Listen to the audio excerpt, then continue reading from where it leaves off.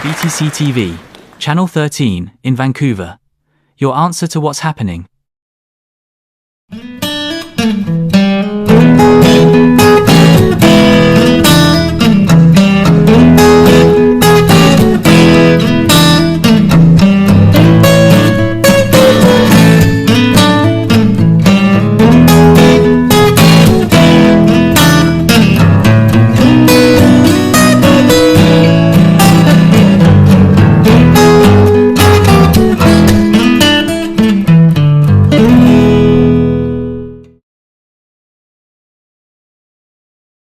Good morning, good afternoon, and good evening, and welcome to Poets Corner. I'm your host, Ben Woostenberg, and this is BTC-TV, Channel 13 in Vancouver. And the weather right now, because it is in the evening, because this is my second reading. The first one blubbed up. And then, then I had to make dinner, and then the hockey game was on, so I had to watch that. And then, then I had to clean up and shit like that. The usual. And so now it is evening, and the forecast for tonight is dark. Scattered light flurries in the morning. Thank you, George. Carlin. My evening tea. Okay, so tonight there's the change plan. I'm going to be reading Childe Harold's Pilgrimage, Canto 2. 10 stanzas, not 5. After that, we will be reading from Mr. Billy Shakespeare, Sonnet 18, which is probably his most famous. It's the one that's like, shall I compare thee to a summer's day? That one. And then after that, we're going to go to Tennyson, and we're going to read Locksley Hall, because that's a cool one, right? For I dipped into the future as far as the human eye could see. Yes, that one. And that's going to wrap us up, I'm thinking, because that's a long one. So let's see. So I'll show you another good trick that I know. Dr. Seuss. Sorry. Drink my tea.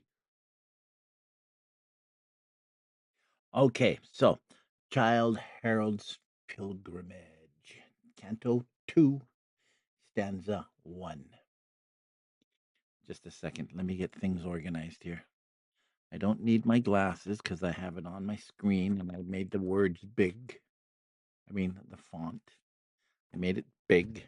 I'm going to move my microphone right here in front of me, so that way you can hear me better. And now, here we go. Come, blue-eyed maid of heaven, but thou, alas, did never yet one mortal song inspire. Goddess of wisdom, here thy temple was and is, despite of war and wasting fire, and years that bade thy worship to expire. But worse than steel and flame and ages slow is the dear scepter and dominion dire of men who never felt the sacred glow that thoughts of thee and thine on polished breasts bestow. Ancient of days, august Athena, where are thy men of might, thy grand in soul? Gone, glimmering through the dream of things that were. First in the race that led to glory's goal, they won and passed away. Is this the whole? A schoolboy's tale, the wonder of an hour. The warrior's weapon and the sophist's stole are sought in vain, and o'er each mouldering tower, dim with the mist of years, gray flits the shade of power. Son of the morning, rise! Approach you here, come, but molest not yon defenceless urn. Look on this spot, a nation's sepulchre, abode of gods whose shrines no longer burn. E'en gods must yield, religions take their turn. 'Twas Jove's, 'tis Mahomet's, and other creeds will rise with other years, till man shall learn vainly his incense soars, his victim bleeds, Poor child of doubt and death, whose hope is built on reeds. Bound to the earth, he lifts his eyes to heaven. Is't not enough, unhappy thing, to know thou art? Is this a boon so kindly given, that being thou wouldst be again and go? Thou knowest not, reckest not to what region, so on earth no more, but mingled with the skies? Still wilt thou dream on future joy and woe? Regard and weigh yon dust before it flies. That little urn saith more than thousand homilies. Or burst the vanished hero's lofty mound. Far on the solitary shore he sleeps. He fell, and falling nations mourned around, but now not one of saddening thousands weeps, nor warlike worshipper his vigil keeps, where demigods appeared, as records tell. Remove yon skull from out the scattered heaps. Is that a temple where a god may dwell? Why, e'en the worm at last disdains her shattered cell. Look on its broken arch, its ruined wall, its chambers desolate and portals foul. Yes, this was once ambition's airy hall, the dome of thought, the palace of the soul. Behold through each lackluster, eyeless hole the gay recess of wisdom and of wit, and passion's host that never brooked control. Can all saints, sage or sophist, ever writ, people this lonely tower, this tenement refit? Well didst thou speak, Athena's wisest son. All that we know is nothing can be known. Why should we shrink from that we cannot shun? Each hath its pang, but feeble sufferers groan with brain-born dreams of evil all their own. Pursue what chance or fate proclaimeth best. Peace waits us on the shores of Acheron. There no forced banquet claims the sated guest, but silence spreads the couch of ever welcome rest. Yet if, as holiest men have deemed, there be a land of souls beyond that sable shore, to shame the doctrine of the Sadducee and sophists, madly vain of dubious lore, how sweet it were in concert to adore with those who made our mortal labors light, to hear each voice we feared to hear no more. Behold, each mighty shade revealed to sight the Bactrian, Samian sage, and all who taught the right. There, thou, whose love and life together fled, have left me here to love and live in vain, twined with my heart, and can I deem thee dead when busy memory flashes on my brain? Well, I will dream that we may meet again, and woo the vision to my vacant breast, if aught of young remembrance then remain. Be as it may, fortuity's behest, for me 'twere bliss enough to know thy spirit blessed. Here, let me sit upon this mossy stone, the marble column's yet unshaken base. Here, son of Saturn, was thy favourite throne, mightiest of many such. Hence let me trace the latent grandeur of thy dwelling place. It may not be, nor even can fancy's eye restore what time hath laboured to deface. Yet these proud pillars claim no passing sigh. Unmoved the Moslem sits, the light Greek carols by. There you go. I did it, and I only flubbed up twice. That's that's not bad. I gotta take a drink for that. It's tea. Mm. Earl Grey. Thank you, Captain Picard. And now, and now we come to Billy Shakespeare. All right. Now I'm really getting into these sonnets. I don't know why.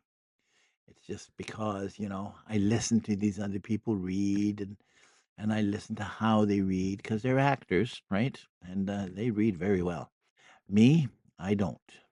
I read I read my own stuff well because I know how I want it to sound in my own head, so I read that well. However, when I have to read other things, I have to rely on punctuation. So, here we are. at Sonnet 18, which means I've been doing this for 18 weeks. Sonnet 18. Shall I compare thee to a summer's day? Thou art more lovely and more temperate. Rough winds do shake the darling buds of May, and summer's lease hath all too short a date. Sometime too hot the eye of heaven shines, and often is his gold complexion dimmed, and every fair from fair sometime declines, by chance or nature's changing course untrimmed. But thy eternal summer shall not fade, nor lose possession of that fair thou owest, nor shall death brag thou wanderest in his shade. When in eternal lines to time thou growest, so long as men can breathe or eyes can see, so long lives this, and this gives life to thee. Aye, aye, I like that. I didn't like reading sonnets and Shakespeare and shit like that when I was in school. I just didn't. I didn't understand it. But now, wow, now I hear it and I go, ooh.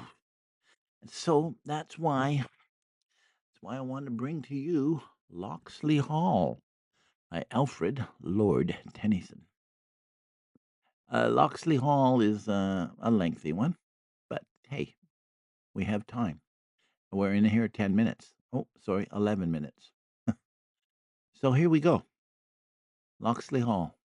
Comrades, leave me here a little, while as yet 'tis early morn. Leave me here, and when you want me, sound upon the bugle horn. 'Tis the place, and all around it, as of old the curlews call. Dreary gleams about the moorland flying over Locksley Hall. Locksley Hall, that in the distance overlooks the sandy tracks and the hollow ocean ridges roaring into cataracts. Many a night from yonder ivied casement here I went to rest. Did I look on great Orion sloping slowly to the west. Many a night I saw the Pleiades rising through the mellow shade, glitter like a swarm of fireflies tangled in a silver braid. Here about the beach I wandered, nourishing a youth sublime with the fairy tales of science and the long result of time. When the centuries behind me, like a fruitful land, reposed, when I clung to all the present for the promise that it closed. When I dipped into the future, as far as human eye could see, saw the vision of the world and all the wonders that would be. In the spring, a fuller crimson comes upon the robin's breast. In the spring, the wanton lapwing gets himself another crest. In the spring, a livelier iris changes on the burnished dove. In the spring, a young man's fancy lightly turns to thoughts of love. Then her cheek was pale and thinner than should be for one so young, and her eyes on all my motions with a mute observance hung. And I said, "My cousin Amy, speak, and speak the truth to me. Trust me, cousin, all the current of my being sets to thee." On her pallid cheek and forehead came a color and a light, as I have seen the rosy red flushing in the northern night. And she turned, her bosom shaken with a sudden storm of sighs, all the spirit deeply dawning in the dark of hazel eyes, saying, "I have hid my feelings, fearing they should do me wrong," saying, "Dost thou love me, cousin?" weeping, "I have loved thee long." Love took up the glass of time and turned it in its glowing hands. Every moment, lightly shaken, ran itself in golden sands.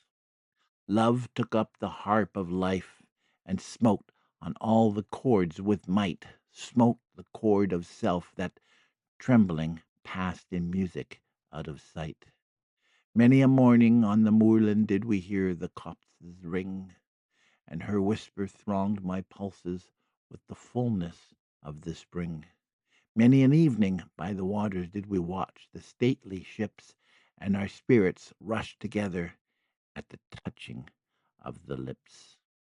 O my cousin shallow-hearted, O my Amy, mine no more. O the dreary, dreary moorland, O the barren, barren shore. Falser than all fancy fathoms, falser than all songs have sung, puppet to a father's threats, and servile to a shrewish tongue.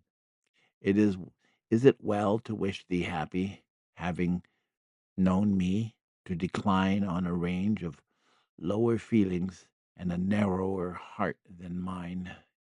Yet it shall be, thou shalt lower to this level day by day what is fine within thee growing coarse to sympathize with clay. As the husband is, the wife is, thou art mated with a clown, and the grossness of his nature will have weight to drag thee down. He will hold thee when his passion shall have spent in novel force, something better than his dog, a little dearer than his horse. What is this? His eyes are heavy. Think not they are glazed with wine. Go to him, it is thy duty, kiss him, take his hand in thine. It may be my lord is weary, that his brain is overwrought. Soothe him with thy fine fancies, touch him with thy lighter thought.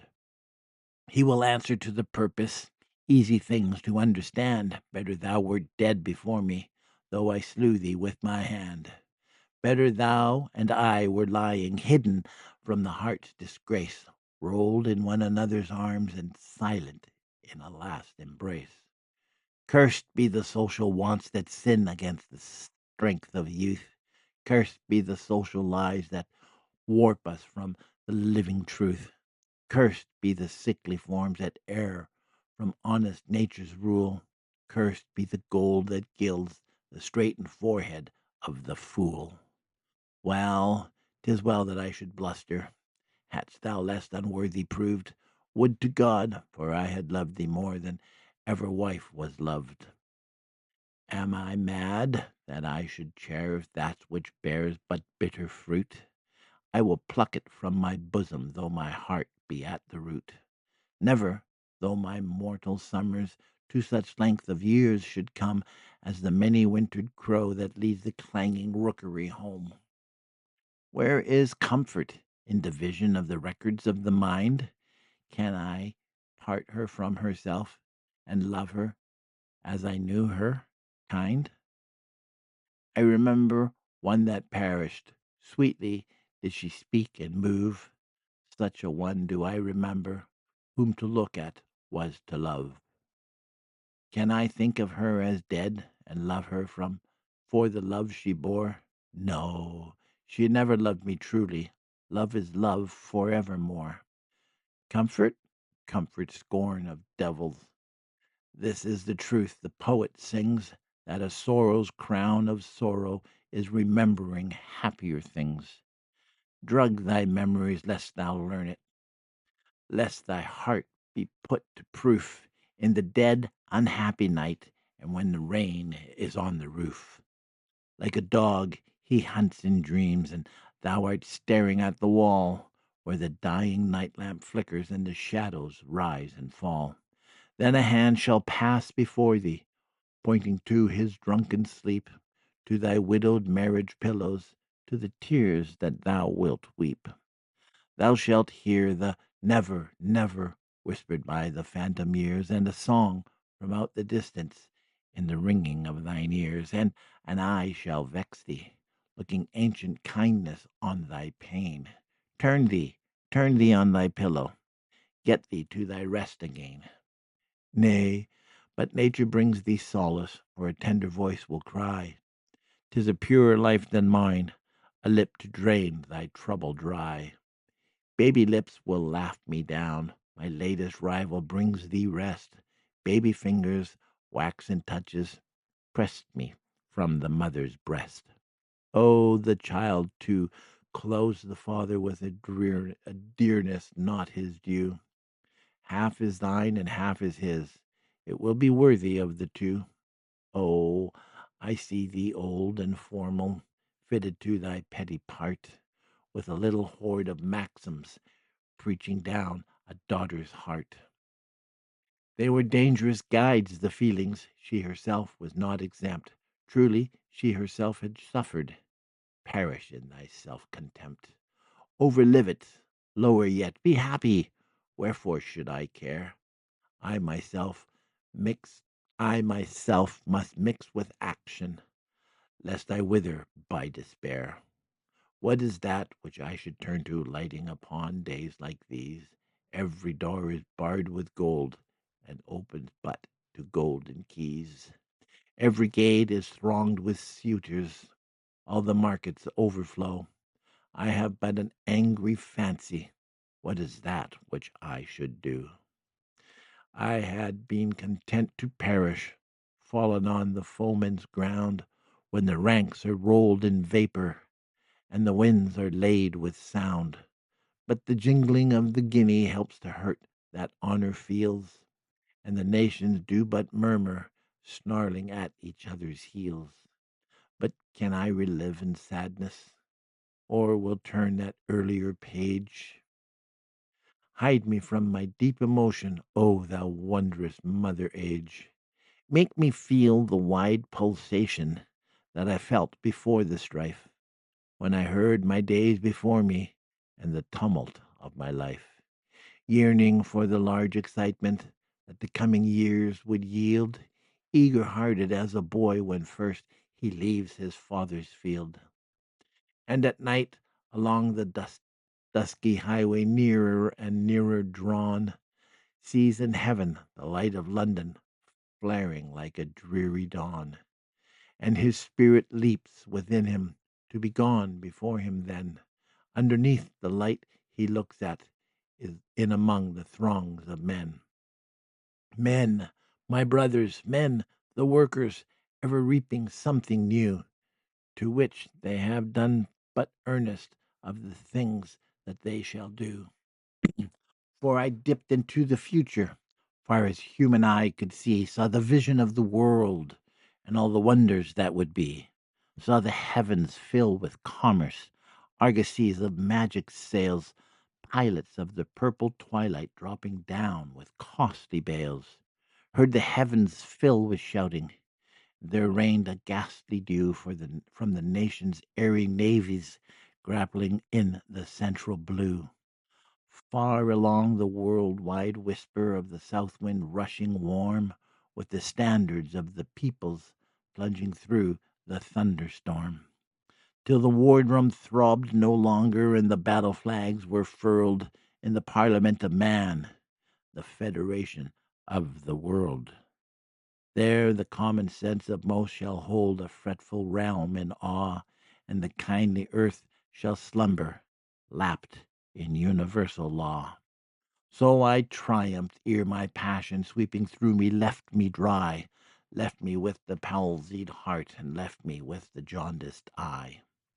I, to which all order festers, all things here are out of joint. Science moves, but slowly, slowly, creeping on from point to point. Slowly comes a hungry people as a lion creeping nigher, glares at one that nods and winks behind a slowly dying fire. Yet I doubt not through the ages one increasing purpose runs, and the thoughts of men are widened with the process of the suns. What is that to him that reaps not harvest of his youthful joys, though the deep heart of existence beat forever like a boy's? Knowledge comes, but wisdom lingers, and I linger on the shore, and the individual withers, and the world is more and more. Knowledge comes, but wisdom lingers, and he bears a laden breast, full of sad experience, moving towards the stillness of his rest. Hark, my merry comrades call me, sounding on the bugle horn, they to whom my foolish passion were a target for their scorn. Shall it not be scorn to me to harp on such a mouldered string? I am shamed through all my nature to have loved so slight a thing. Weakness to be wroth with weakness, woman's pleasures, woman's pain, Nature made them blinder motions bounded in a shallower brain. Woman is the lesser man, and all thy passions matched with mine are as moonlight unto sunlight, and as water unto wine. Here at least, where nature sickens nothing.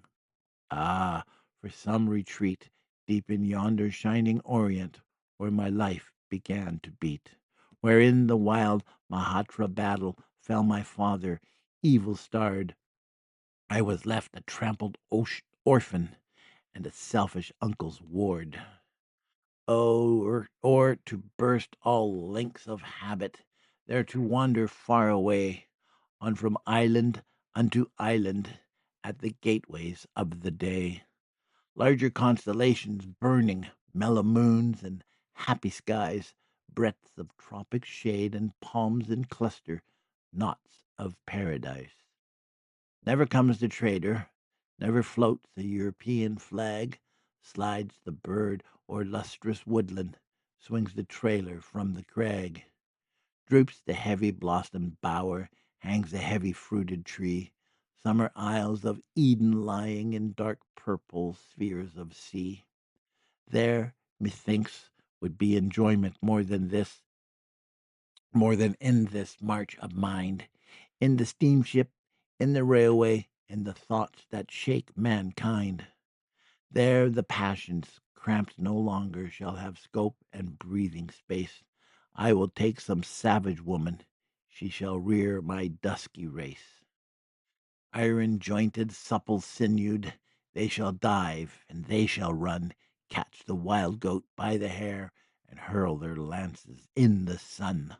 Whistle back the parrot's call and leap the rainbows of the brooks, not with blinded eyesight, poring over miserable books. Fool, again the dream, the fancy, but I know my words are wild, but I count the grey barbarian lower than the Christian child. I, to herd with narrow foreheads, vacant of our glorious gains, like a beast with lower pleasures, like a beast with lower pains. Mated with a squalid savage, what to me were sun or clime, I the heir of all the ages, in the foremost files of time. I that rather held it better men should perish one by one, that the earth should stand at gaze like Joshua's moon in Ajalon. Not in vain the distant beacons. Forward, forward let us range. Let the great world spin forever down the ringing grooves of change.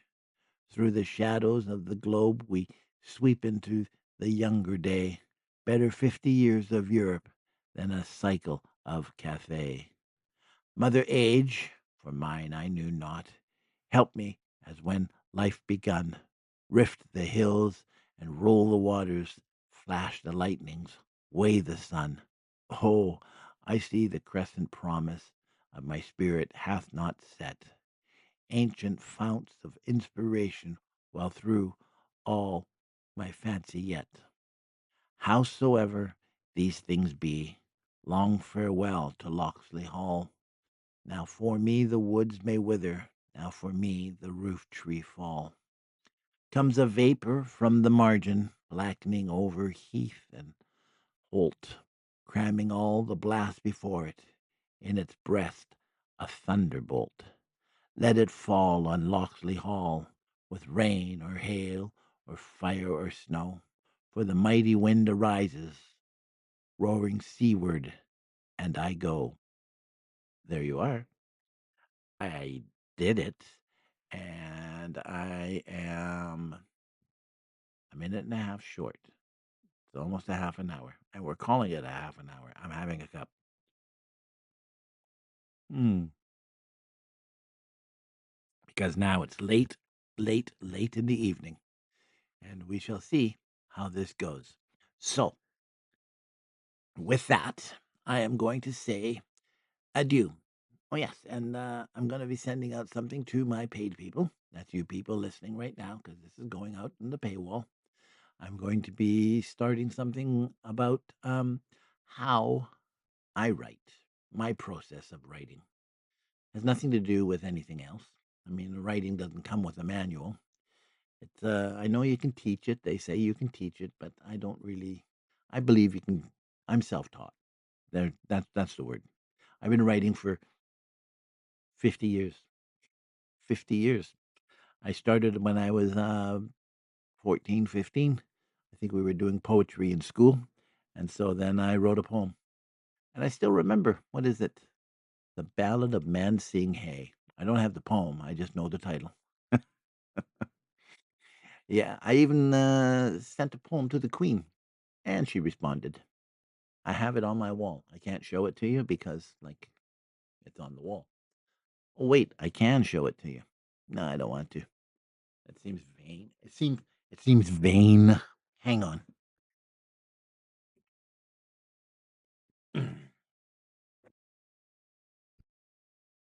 Do do do do. Got to get it into focus. Focus, focus, focus, focus, focus. Well, I don't know. It's just not working. Do do do do do. Okay, there we go. Okay, you can read that. Buckingham Palace. I am commanded by the Queen, Susan Hussey. Susan Hussey. I think she was in trouble when she got into trouble with what's their name, Meghan Markle. Yeah, because apparently she's a racist. But that's okay because this was 1974. I wrote a poem. It was 5 pages. I got my sister to write it out because she had nice handwriting and I didn't have a typewriter at the time. So she wrote it out in handwriting and it was called The Legend of the Indian of the Paw. 5 pages. It's strange, but hey, they probably still have it. I should ask. So, anyways, it's now half an hour and a bit. So I'm going to say good night. Good night. Arrivederci. Ciao for now. And for Poets Corner here on BCT-TV, Channel 13 in Vancouver, I am your host, Ben Woostenberg, and I am saying ciao for now. And I will see you next week at the same bat time and the same bat channel. Not so much the same bat time, but the same bat channel. Alrighty. And let's just say adieu.